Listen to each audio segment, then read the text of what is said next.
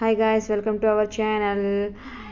ఈ చల్లని వెదర్లో వేడిగా గార్లిక్ ఎగ్ చేసుకొని తింటే సూపర్గా ఉంటుంది. పిల్లలు కూడా ఇష్టంగా తింటారు. ప్రాసెస్లోకి వెళ్ళిపోదాం పదండి. ముందుగా మిక్సీ గిన్నెలో గుప్పుడు వెల్లుల్లిపాయలు, అందులోనే 1 ఇంచు అల్లం, మీ కారంకి సరిపోయిన ఎండుమిరపకాయలు మీరు ఎంత తింటే అంత వేసుకొని కచ్చవచ్చగా పేస్ట్ చేసుకోవాలి. చూసుకోండి ఇలా. నెక్స్ట్ కళాయిలో ఆయిల్ యాడ్ చేసి ఆయిల్లో జీలకర్ర, నెక్స్ట్ కరివేపాకు, మనం రెడీ చేసి పెట్టుకున్న ఈ అల్లం వెల్లుల్లి ఎండుమిరపకాయల పేస్ట్ ఉంది కదా, అది కూడా యాడ్ చేసి బాగా ఫ్రై చేసుకోవాలి. ఫ్రై అయిన తర్వాత ఆనియన్స్, చిన్నగా కట్ చేసుకున్న ఆనియన్స్ యాడ్ చేసుకొని ఫ్రై అయిన తర్వాత అందులో సాల్ట్, ధనియాల పొడి కూడా యాడ్ చేసి ఫ్రై చేసుకోవాలి. బాగా ఫ్రై అయిన తర్వాత మనం బాయిల్ చేసి కట్ చేసి పెట్టుకున్న ఎగ్స్ కూడా యాడ్ చేసి బాగా మిక్స్ చేసుకోవాలి.